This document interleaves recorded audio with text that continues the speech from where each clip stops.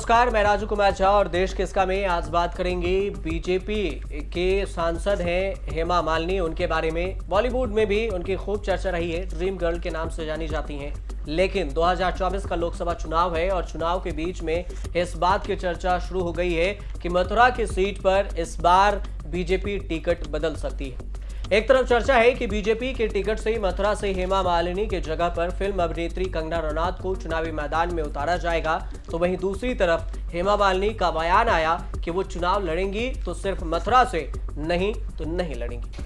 ऐसे में ये मथुरा में हेमा मालिनी के कामकाज, परफॉर्मेंस और सबसे खास बात कि मथुरा के जानकार, मथुरा के एक्सपर्ट क्या कहते हैं, वहां की जनता क्या कहती है, ये बारे में जानना जरूरी है। और इसमें आपको यही विस्तार से समझाएंगे कि हेमा मालिनी का संसद में परफॉर्मेंस कितना रहा, कितने सवाल पूछे और कब कब वो रही, उपस्थिति कितनी रही। हेमा मालिनी के असली नाम हेमा चक्रवर्ती है। पिता VSR चक्रवर्ती और मां जया लक्ष्मी एक फिल्म प्रोड्यूसर थीं। हेमा अपनी पढ़ाई चेन्नई के आंध्रा महिला सभा से की। 2019 लोकसभा चुनाव के वक्त चुनाव आयोग को दिए जानकारी के मुताबिक हेमा मालिनी 125 करोड़ से अधिक की संपत्ति की मालकिन है। उनके पति अभिनेता धर्मेंद्र देओल की संपत्ति को मिलाकर अगर देखें तो 250 करोड़ से ज्यादा पहुंच जाता है।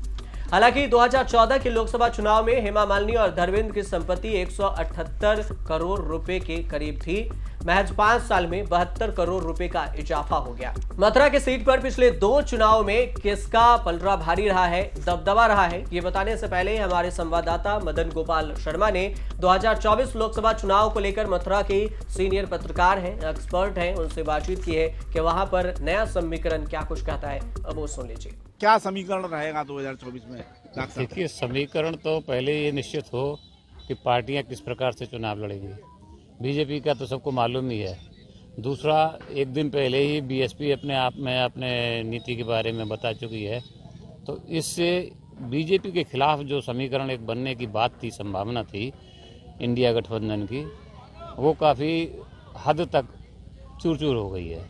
क्योंकि वो अलग लड़ेंगे तो मुकाबला ये तितरफा होने का चांस बनेगा और ये निश्चित रूप से बीजेपी को फ़ायदा पहुंचाएगा। जो पहले से ही हाइप पे जा चुकी है 2014 के चुनाव, 2019 के चुनाव में 49% से ज़्यादा का वोट उसने लिया है। ये उस मौके का सवाल होगा कि कब कौन कहाँ प्रत्याशी होगा, पुराना होगा, बीजेपी का नया होगा, या दूसरे दल अपनी तरफ से कौन सा प्रत्याशी खड़ा करेंगे, या समाजवादी पार्टी और कांग्रेस जिस प्रकार से इंडिया गठबंधन में शामिल है आज की तारीख में, वो क्या अपना एक प्रत्याशी खड़ा कर सकेंगे, संयुक्त प्रत्याशी खड़ा कर सकेंगे, अपने मतदाताओं से दूसरे जो भी यहाँ पर कहना चाहिए इनका मत होगा, प्रत्याशी होगा, तो उसको वो वोट ट्रांसफ़र कर सकेंगे या नहीं कर सकेंगे। मुकाबला दुतरफा रहेगा या तेतरफा रहेगा। तो ये जो चीज़ें जो है प्रत्याशी के लाभ और हानि के घटक तय करेंगी। दोहरा चुका हूँ कि चुनाव जो है संगठन से लड़ा जाता है और संगठन निश्चित रूप से भारतीय जनता पार्टी ने जिस तरह से अपने को मजबूत किया है पिछले कुछ सालों में, और जैसे उनकी सत्ता भी है, उसको देखते हुए जो माहौल बन रहा है और मुद्दों का लाभ उठाना जितना बढ़िया मैं समझता हूँ भारतीय जनता पार्टी जानती है, वैसी दूसरी पार्टी नहीं है। और दूसरी तरफ हम देखें तो विपक्षी दलों की ओर से कुछ भी ऐसा नहीं आ रहा है जो उनमें एकता, जागरूकता या सक्रियता नजर आई हो। विशेषकर मैं मथुरा ही की बात कर रहा हूँ, तो उसमें मैं ये पा रहा हूँ कि जैसे बहुत मजबूत दल कांग्रेस माना जाता था, तो मथुरा में कांग्रेस की एक बैठक या एक सभा भी ऐसी नज़र नहीं आई जिसको लेकर कांग्रेस कुछ दावा कर सके। दूसरी, अगर इंडिया गठबंधन की बात करें, जिस तरह से ये कर रहे हैं, उसमें भी मायावती ने कह दिया कि वो अलग से चुनाव लड़ेंगी। तो इस सब को देखते हुए, विपक्षियों की कमज़ोर पहल को देखते हुए, मैं ऐसा मानता हूँ कि हर दिन भारतीय जनता पार्टी, जो कि पहले से ही इस शहर में मजबूत हो चुकी है, आगे आने वाले समय में आप देखेंगे कि शायद कोई दूसरा रंग मतदाता पे चढ़ पाए। मैं चतुर्वेदी जी की बात से कोई इत्तेफाक नहीं रखता हूं और ये ग्राउंड की अगर बात करें मथुरा की तो इनकी बात को मैं काट रहा हूं। संगठन अगर बीजेपी का सक्षम है तो सारी नगरपालिका पंचायतों में बहुमत के आधार पर बीजेपी कहां पदासीन हुई है आप मुझे बता दो। वहां अन्य पार्टियां जीती हैं, बीजेपी नहीं जीती है। जबकि नगरपालिका पंचायत देख लो आप, जो पिछला चुनाव हुआ है, अगर संगठन उनका मजबूत होता तो सारे पद उन पे होते। ये नहीं है। संगठन नगर निगम का मेयर का चुनाव ले लीजिए, इसमें सारे प्रत्याशी जीत जाते अगर संगठन उनका मजबूत होता तो। इतना विपक्ष जो अब वो निर्दलीय जो उन्होंने बीजेपी ने शामिल किए हैं अपनी ओर, वो अपने दम पे जीते। कहाँ गया संगठन? पन्ना प्रमुख, फलाने प्रमुख, कोई नजर नहीं आया। सभासद बहुत ज्यादा उनके जीत के, दूसरे मेयर उनका बना। लेकिन यहाँ सबसे बड़ा एक जो फैक्टर है, जैसा विजय भाई किशन जी ने पहली बात कही कि विपक्ष में फूट, विपक्ष एकजुट नहीं है। मायावती अलग लड़ेगी, अन्य अलग लड़ेंगे। दूसरी बात, देश में सिर्फ एक फैक्टर है मोदी का। इस समय मोदी का जादू छाया हुआ है और मोदी जी जो है उन्होंने काम भी ऐसे किए हैं। धारा 370 जो जनमानस की भावना थी, भाई कश्मीर से पंडितों को भगाया जा रहा है, वहाँ के हिंदू लोगों को उत्पीड़ित किया जा रहा है, तो ये था। दूसरा राम मंदिर का हो गया, है ना, पूरा कानून बदल के रख दिया उन्होंने, अब अपनी संहिता ले आए। तो बहुत से काम उन्होंने जो जन भावना के अनुरूप किए हैं। लिहाजा मोदी जी का जादू चल रहा है। जहां भी जो खड़ा हो जाएगा सिर्फ मोदी को वोट पड़ेगा, आप किसी को भी देख लो। हेमा 2 बार से सांसद हैं, तो लाभ होगा या नुकसान होगा हेमा? मुझे हेमा जी की बात बता दो। वो मंच पे अगर सांसदी में इतने ही कांटे थे तो उन्होंने मंच पे सीएम जी के सामने, योगी जी के सामने क्यों कहा कि मैं अब 2 बार के बाद अब नहीं लड़ूंगी? और जब आप इतना ही मक्खन है तो क्यों आप लालायित हो रही हैं? ये उनकी भावना हो सकती है, लेकिन ये कि ईमानदार तो यहाँ जयंत चौधरी भी थे। जयंत चौधरी जी के बारे में कोई एक शब्द नहीं बोल सकता कि कहीं कोई भ्रष्टाचार, कहीं कोई कमीशन खाया हो। वो भी सांसद थे इनसे पहले, तो सांसद वो रही, बेदाग रही और बढ़िया कार्य किया। जयंत जी ने भी बहुत बढ़िया काम किया, हमारा सांसद दोनों बढ़िया चुने गए। लेकिन अब बीजेपी किसको उतारेगी, वहां फैक्टर सब बौने हो जाएंगे। मोदी जी के लिए वोट पड़ेगा और भारी बहुमत से मथुरा से भाजपा का प्रत्याशी जीतेगा, ये निश्चित है। क्या लगता है, प्रत्याशी बदलेगा या हेमा मालिनी दोबारा मैदान में होंगी तीसरी बार फिर? देखिए, मेरा ऐसा मानना है कि हेमा मालिनी जी फिर से चुनाव लड़ना चाहती हैं। अभी पिछले दिनों ब्रज उत्सव में उन्होंने अस्पष्ट संकेत भी दिया था कि मैंने बहुत सारे काम कराए, लेकिन अभी भी ब्रज की सेवा के लिए काम अधूरे रह गए, जिसे मैं करना चाहूँगी। उनकी ये बात इस बात और इशारा करती है कि अभी उनकी फिर से ये बात बिल्कुल सच है कि उन्होंने खुद कहा था कि आगे चुनाव नहीं लड़ूंगी, और ये बात भी सच है कि इधर उन्हें लग रहा है कि उनके लिए अभी इस क्षेत्र में काम करने को बहुत सारा बाकी है। तो अगर हेमा जी को ऊपरी स्तर से टिकट नहीं मिलता है तो भाजपा के टिकट पर इस समय जो भी खड़ा होगा उसके जीतने की उम्मीद काफ़ी ज़्यादा है। हालांकि परिणाम के बारे में कुछ नहीं कहा जा सकता है, परिस्थितियां हर दिन बदल सकती हैं, लेकिन ये सच है कि भारतीय जनता पार्टी का टिकट बहुत महत्वपूर्ण है। और चूंकि मैं शहर की बात कर रहा था इसलिए मैंने सिर्फ यहाँ की बात की। नो डाउट, इसमें कोई संदेह नहीं है कि मोदी फैक्टर बहुत हावी है और उसकी वजह से पार्टी के प्रत्याशी कोई भी हो, वो जीतने का पहला तो उनका सर्टिफिकेट इसी बात का हो जाता है कि वो भारतीय जनता पार्टी से है। दूसरा ये है कि लोग वोट मोदी को दे रहे हैं, प्रत्याशी को नहीं दे रहे, ऐसा भी एक कारण है। और पार्टी का संगठन इतना मजबूत है जो कि उसे प्रत्याशी को जिताने में बहुत आसानी से कामयाब भी होता रहा है। आप देख लीजिए, जिला पंचायत अध्यक्ष कौन है? भारतीय जनता पार्टी का। महापौर कौन है? भारतीय जनता पार्टी का। सांसद कौन है? भारतीय जनता पार्टी का। विधायक किसके? भारतीय जनता पार्टी के। तो ये कहना थोड़ा सा वो हो जाएगा, लेकिन ये बात सच है कि पार्टी ने बहुत काम किया है और बिल्कुल रूट लेवल पे जाके काम किया। उन्होंने कार्यकर्ताओं की संख्या इतनी बढ़ा दी है जो उनके लिए बहुत आसान हो गया हर क्षेत्र में घुसपैठ करना। डॉक्टर साहब, दोनों हमारे वरिष्ठ पत्रकार कह रहे हैं कि बीजेपी यहाँ पर भारी नजर आ रही है, तो क्या बहुजन समाज पार्टी या आरएलडी तो ये फाइट में भी नहीं आ रही है? एक तरफा चुनाव होता नजर आ रहा है या कहीं जाके फाइट होगी दोनों पार्टियों? देखिए, संसदीय स्तर पर जो चुनाव है वो आज के परिप्रेक्ष्य में बहुत कुछ बदल चुका है। इस बात में कोई शक नहीं है। भारतीय जनता पार्टी या उसके प्रधानमंत्री और हुआ नेता नरेंद्र मोदी ने इस स्थिति को बहुत ही हद तक बदल दिया है कि जो जातिवादी विचारधारा हमारे चुनावों में भावी रहती थी, आज वो दम तोड़ने लगी है। और उसकी वजह से जो उन दलों में जातिवादी नेता उभरे हुए थे और समाज में वो अपनी पहचान रखते थे, पकड़ रखते थे, उनके पीछे लोग चलते थे, वो परिदृश्य बदल गया है। और आज भारतीय जनता पार्टी अपने नाम पे, अपने काम पे आगे बढ़ने की कोशिश कर रही है और उसने काफ़ी कुछ हद तक इसको भुनाया है। लेकिन एक बात हम ये मान नहीं सकते कि केवल मोदी अपने आप में बहुत बड़े करिश्माई नेता हैं और हर जगह हर चुनाव उन्हीं के नाम पे लड़ा जा सकता है। बहुत से लड़े गए हैं और निश्चित रूप से वोट उनको मिलते हैं, लेकिन ऐसा नहीं होता। अगर ऐसा होता तो कांग्रेस क्यों जीत गई होती तेलंगाना में, या दूसरी जगह दूसरे दल क्यों नहीं आ गए? कर्नाटक में कैसे जीत गई कांग्रेस?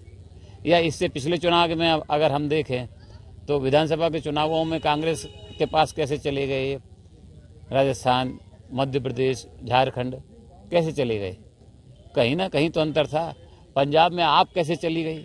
उसका तो कहीं और वजूद ही नहीं था दिल्ली के अलावा। और दिल्ली में भी लोगों ने पलट के जब वोट दिया, असल में होता क्या है कि जब लोग किसी भी दल की राजनीति से, उसकी सरकार के कामों से त्रस्त हो जाते हैं, उनको अपने मन वांछित फल नहीं मिलते, तब वो दूसरी तरफ मुंह ताकते हैं।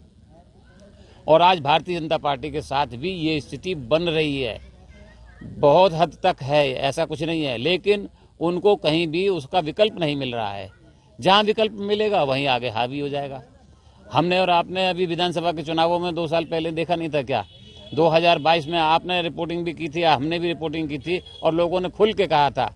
आप केवल मोदी फैक्टर की बात कर रहे हैं, मैं दूसरा बड़ा फैक्टर एक और आपके साथ भी है, योगी फैक्टर। कम से कम उत्तर प्रदेश में तो है ही है। कुछ चीज़ों में तो उन्होंने मुझे लगता है कि मोदी से आगे लाइन बढ़ा ली है अपनी। तो फैक्टर वो भी है, पर विकल्प कहीं नहीं है। आज दूसरे नेता सामने हमारे जरूर हैं। भारतीय राष्ट्रीय कांग्रेस जो है इतनी बड़ी थी, लेकिन आज उसमें कोई नेता नहीं है। उन्होंने कभी दूसरी पंक्ति को आगे बढ़ने ही नहीं दिया।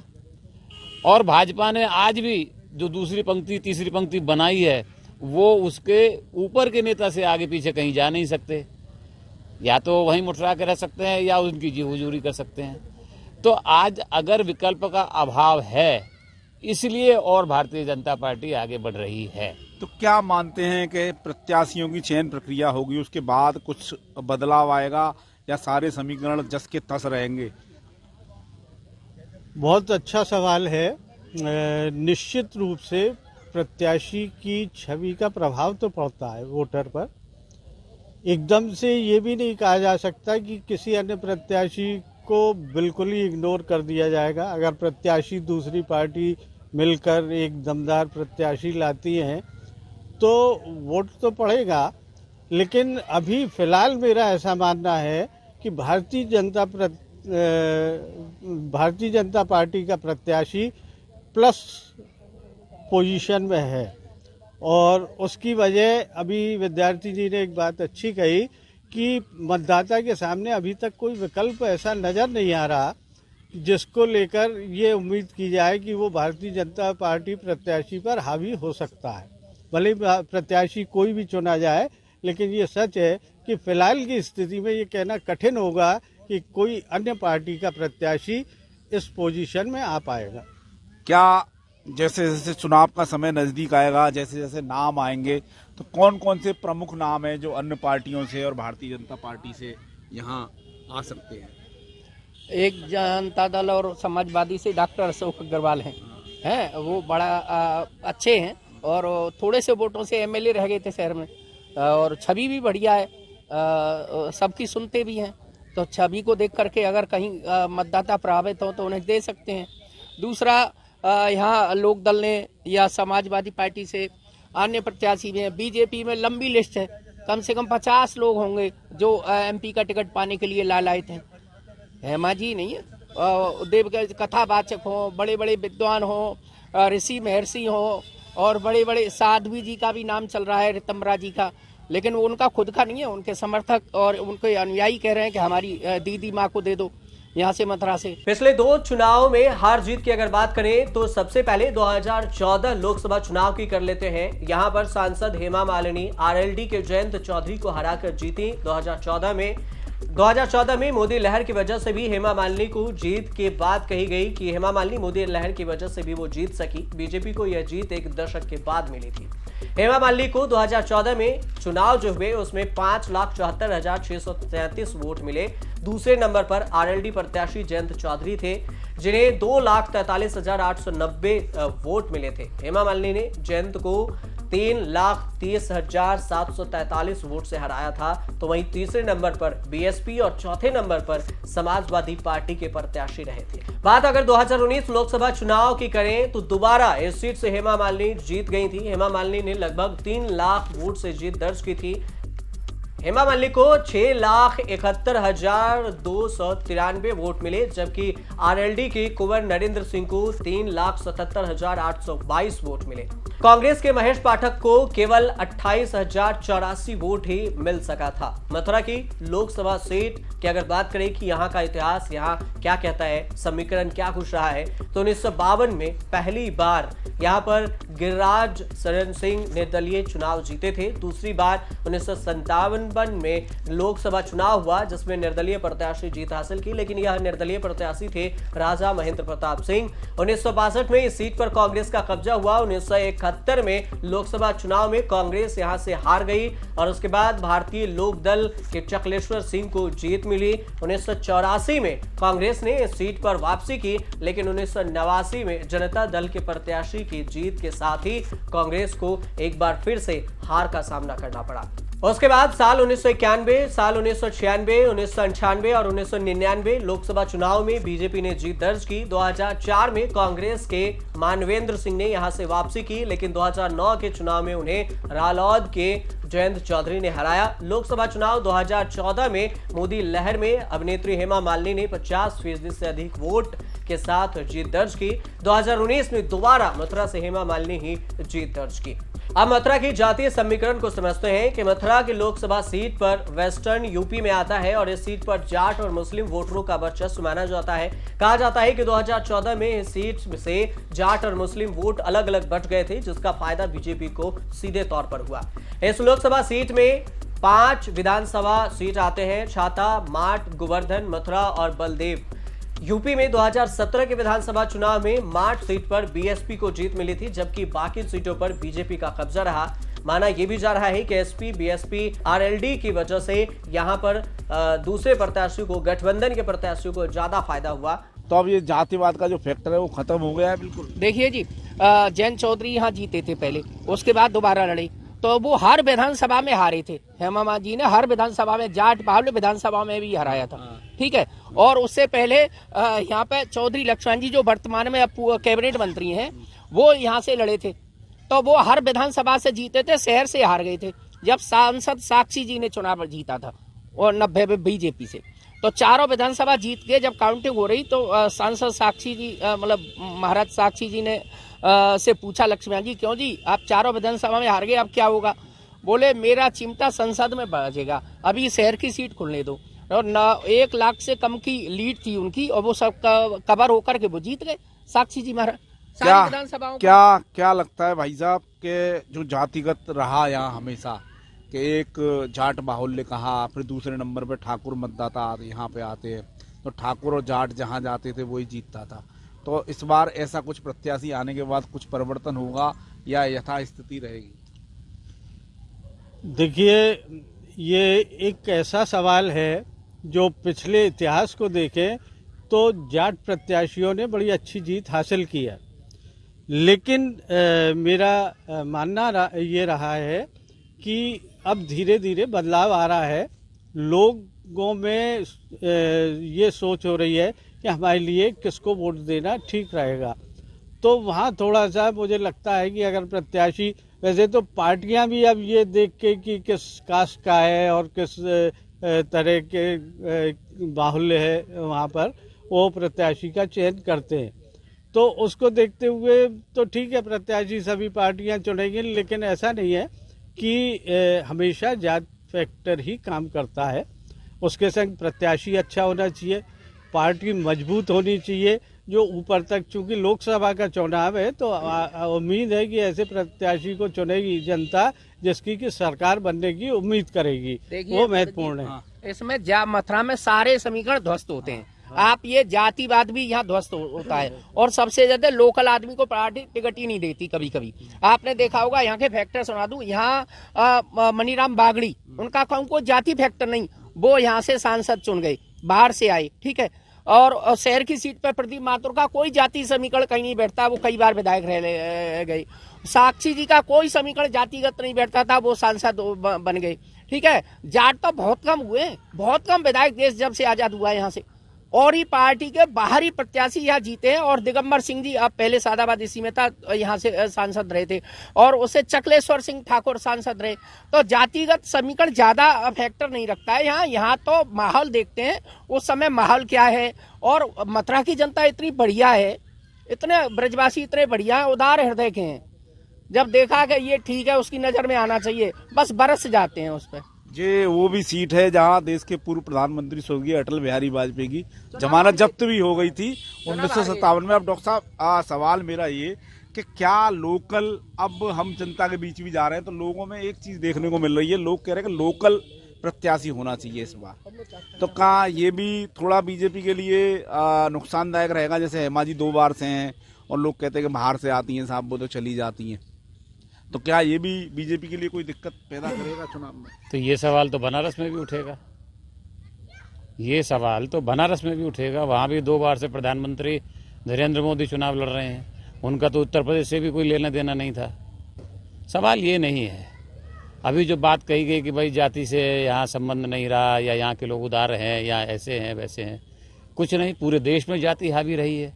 और अब इस समय के दौर में तो आप अगर देखेंगे तो जाति से बढ़ के धर्म हावी है।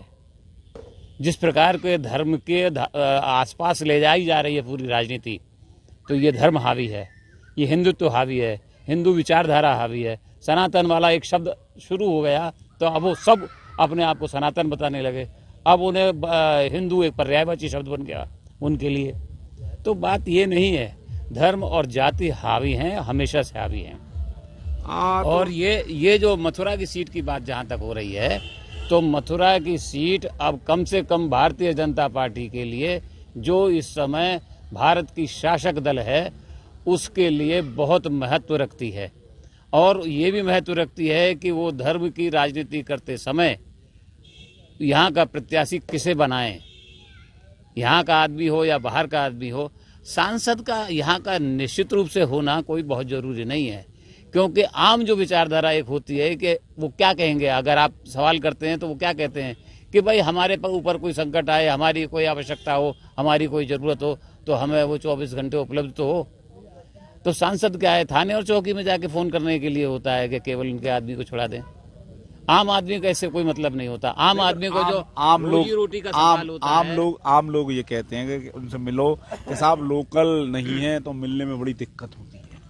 मिलने में दिक्कत होगी, बिल्कुल निश्चित रूप से होगी। और अगर कोई सक्रिय सांसद भी होगा ना, तो भी निश्चित रूप से होगी। वो 30 दिन अगर संसद चल रही है तो संसद में उपस्थिति रखेगा अपनी, यहाँ क्षेत्र में तब आएगा जब वहाँ से खाली होगा। लेकिन सांसद का काम केवल इतना नहीं है, सांसद का काम आपकी आवाज़ को वहाँ तक ले जाना है, आपकी स्थिति परिस्थिति को पूरे देश से, पूरे अपने दल से और सरकार से अवगत कराना है, और उसके अनुसार यहाँ के विकास के लिए नीति बनानी है। विकास केवल इमारतों से ही नहीं होता। आज असल बात तो यही है, सारी सरकारें जो हैं वो इमारतों को दिखा करके विकास बताती हैं, सड़कों को दिखा के विकास बताती हैं, लेकिन बताइए यहाँ रोजी रोटी के लिए, रोजगार के लिए क्या हुआ है अब तक किसी भी सरकार में, चाहे बहुमत की रही हो चाहे अल्पमत की सरकार रही हो। अगर इंदिरा गांधी ने एक 1972 में यहाँ की बात की और मथुरा रिफाइनरी यहाँ डाल दी गई, एक बड़ा काम डाल दिया गया, तो आपको ताज्जुब होगा कि उसके बाद भी स्थानीय स्तर पर मथुरा के लोगों को वो लाभ नहीं मिल पाया जिसकी परिकल्पना यहाँ के मथुरा वृंदावन विकास प्राधिकरण ने अपनी योजना में की थी। ये हमने साफ साफ देखा है और उनको योजना को दोबारा परिष्कृत करना पड़ा। और वर्तमान कॉपी देख लीजिए, महायोजना जो बनी है उसमें तो ऐसा कोई विचार ही नहीं है कि हमें इससे या इस इंडस्ट्री से कुछ मिल जाएगा। हम तो कहते हैं कि खेती की ही इंडस्ट्री है, उसमें ही अगर इन्होंने यहाँ काम किया होता सरकारों ने, तो हम कहीं से कहीं पहुंच चुके होते। अब की बार तीसरी बार जीत की तैयारी में हेमा मालिनी है, लेकिन मथुरा की जनता क्या कहती है? क्या वो हेमा मालिनी को स्वीकार करने के लिए इस बार तैयार हैं या फिर उनका क्या राय है, वो सुनिए। रेहान साहब, कैसा होना चाहिए सांसद मथुरा का? सांसद तो हेमा मालिनी जैसा ही होना चाहिए, कार्यकाल अच्छा गया है उनका जो भी है, और हम तो भविष्य में ही चाहेंगे कि हेमा मालिनी दोबारा सांसद बने। जी। कौन कौन से काम रहे उनके जिनसे आप संतुष्ट हो? जैसे ये मेट्रो वाला प्लान उनका, और काफ़ी प्लान है उनके जो भी है, गरीबों के लिए सहायता जो दी है, सब बढ़िया किया है। तो हमारे कार्य देखने की ये कार्यकाल उनका देखा है हमने, सब बढ़िया लगा है हमें। तो कोई ऐसी बात नहीं है ये लोगों ने अफवाह फैला दी कि ये फलाना ठिकाना, वो सब चीज़ें बेकार की है। हमारे लिए तो जब भी सांसद के रूप में देखना चाहेंगे तो हेमा मालिनी को देखना चाहेंगे। हेमा मालिनी को देखना, अच्छा काम किया है, आप संतुष्ट हैं उनके? क्या नाम है आपका, क्या करते हो? मोहम्मद फैसल कुरैशी नाम है। फैसल कुरैशी।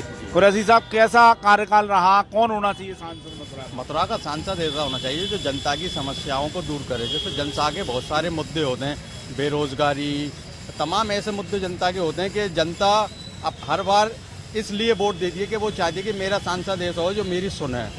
अब माननीय हेमा मालिनी जी को जनता, कुछ लोग ये भी कहते हैं कि वो सब बाहर रहती हैं, बाहर की हैं। कुछ लोग की मांग ये भी है कि सांसद हमारा मथुरा का ही होना चाहिए, लोकल होना चाहिए, जो हमारी समस्याओं को सुने। ऐसे ही सांसद पब्लिक चाहती है। कैसा चुनना चाहते हैं सांसद? हम सांसद ऐसा चुनना चाहते हैं जो हमारी समस्याओं को सुने, जो बेरोजगारी है बेरोजगारी दूर करे, जो जनता के मुद्दे हैं वो सरकार तक पहुंचाए, ऐसा सांसद चाहते हैं। मोदी और राहुल गांधी में से कौन सी सरकार आनी चाहिए? ये तो जनता जनार्दन जिसको पसंद कर रहे, ये तो जनता अपना वोट किसको कहाँ देती है वो तो वक्त बताएगा। हेमा मालिनी के काम से संतुष्ट हैं आप जो उन्होंने कराए? हाँ ठीक है, हेमा मालिनी जी का कार्यकाल सही रहा उनका। क्या नाम है तुम्हारा? मोहन। हेमा मालिनी ने कैसे काम कराए, कैसा सांसद होना चाहिए? काम तो सही कराए हेमा मालिनी जी, सही कराए, तो अच्छी सांसद है वो। हाँ सही है, लेकिन हाँ जो ये जो आप जो भैया कह रहे थे जो बाहर की हैं, जो क्या क्या मैं सांसद मतलब मथुरा का हो, जो मिल्ट में कोई परेशानी हो तो उनके पास जाएं और वो सुने। अच्छा। तो आप ये वो बाहर तो बाहर बम्बई थोड़ी नहीं पब्लिक जाएगा वहाँ पे आदमी तो मिलती नहीं है, जाते मिलती है कार्रवाई, मतलब ये क्या सुनती है, जो काम हमने सुना है मथुरा में किया है उनने, अच्छा किया है। मोदी जी की सरकार आनी चाहिए दोबारा? हाँ जी, अब ये तो साहब पब्लिक के पब्लिक बताएगी। क्या नाम है चाचा आपका? जगदीश शर्मा है मेरा। हाँ शर्मा जी, कैसी है सांसद मथुरा की? कौन होना चाहिए सांसद? सांसद हो या मुख्यमंत्री हो या प्रधानमंत्री हो, नेता लोग उल्लू बनाते हैं पब्लिक को, मगर उल्लू बनाने वालों में ये सबसे आगे रहे, बीजेपी वाले। हाँ, उल्लू बनाने में इनका कोई जोड़ नहीं है कहीं भी। अच्छा।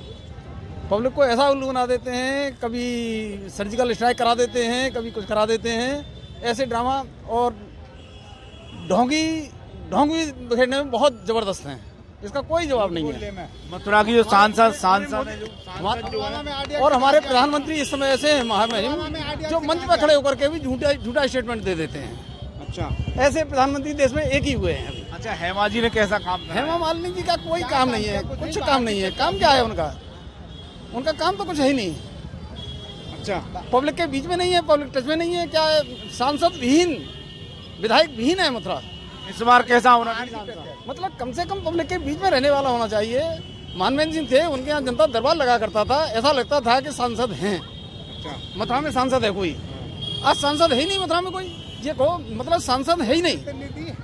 क्या नाम है आपका? आप बड़ी देर से शर्मा हमारा नाम है। हाँ शर्मा जी, कैसा होना चाहिए सांसद? जब हमारे मथुरा का शहर का जनप्रतिनिधि ऐसा होना चाहिए, हमारे दुख सुख में खड़ा हो, हमारी सुने। मानवेंद्र सिंह थे, उनका दरबार लगा था, और कुछ ये थे, अब भी आज भी जैसा भी है। प्रदीप माथुर साहब हैं, उनके अभी दरबार लगा हुआ होता है, वे 2 वीक चेयर में रहे थे, उनका भी कार्यकाल देखिए। सब कांग्रेसियों के नाम बता दिया। कांग्रेस ही नहीं, ये पुलवामा में आप कह रहे थे, पुलवामा आरडीएक्स कहाँ से आई? ये झूठ बोलने का कोई तरीका भी होता है। राम मंदिर चला कर राम, हम सनातनी नहीं है, मैं ब्राह्मण हूँ, मैं सनातनी नहीं हूँ, क्या तुम ही हो?